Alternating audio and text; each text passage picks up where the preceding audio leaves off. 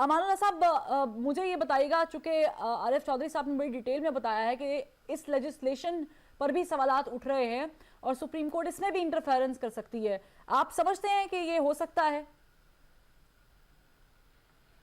बिस्मिल्लाहिर्रहमानिर्रहीम। आरिफ चौधरी साहब मेरे लिए ज़ाती तौर पर काबिल एहतराम है, मेरे प्यारे भाई हैं, मगर गुजारिश है, एक तरफ पूरे इदारे हैं, पाकिस्तान बार काउंसिल से लेके तमाम सूबाई बार काउंसिल हैं, उसमें मैं खुद शामिल हूँ बतौर प्रेसिडेंट सुप्रीम कोर्ट बार। हमने खुद कई रेजोल्यूशन किए थे अपने बॉडी के थ्रू। ये मुत्तफ़िका राय है तमाम वकला की और अवाम की ख्वाहिश है कि जो फ़र्द वाहिद के अख्तियारात हैं ये खुदाई अख्तियारात हैं। देखें, जब बात कर रहे थे आरिफ चौधरी साहब रूल्स की, माजरत के साथ हमारे उर्फ आम में कहते हैं रूल्स जो है 2 टके के होते हैं।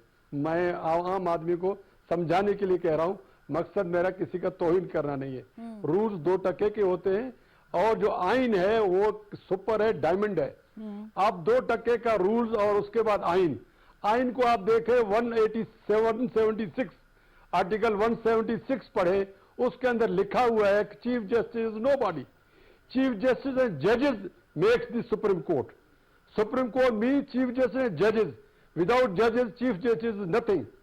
और बाकी जहां तक बात की है रूल्स की, रूल्स है अंडर आर्टिकल 191 कॉन्स्टिट्यूशन के, जिसके अंदर लिखा हुआ है कि सुप्रीम कोर्ट रूल्स बना सकती है subject to constitution and law. Constitution तो चीफ जस्टिस को मानता ही नहीं अकेले में, कॉन्स्टिट्यूशन तो लॉ को मानता है। तो आज लॉ बन गया है तो रूल्स नीचे चले गए। और जब रूल्स की बात करते हैं, आप मुझे रूल्स में पढ़ के बताएं कहां सो मोटो के लिए चीफ जस्टिस को अख्तियार दिए गए। यही तो पंडोरा बक्स मुसीबत, ये कोई पढ़ता नहीं है।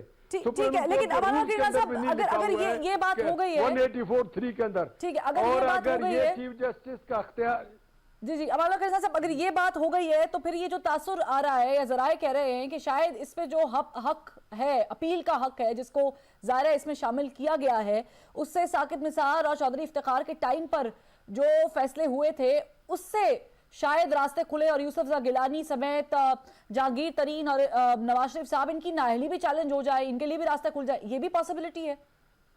बिल्कुल, मैं समझता तमाम स्याह फैसले सुप्रीम कोर्ट के माथे पर जो भी है उन सबको धुलना चाहिए।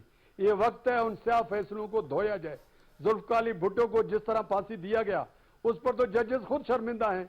नसीम हसन शाह ने खुद कहा है कि हम पर दबाव था, 3 जजेस ने उसके खिलाफ फैसला दिया फांसी के, 4 जजों ने एक लिहाज से भुट्टो के खिलाफ फैसला दिया और 3 जजों के फैसले पर भुट्टो फांसी चले गए और इस दुनिया से भी चले गए।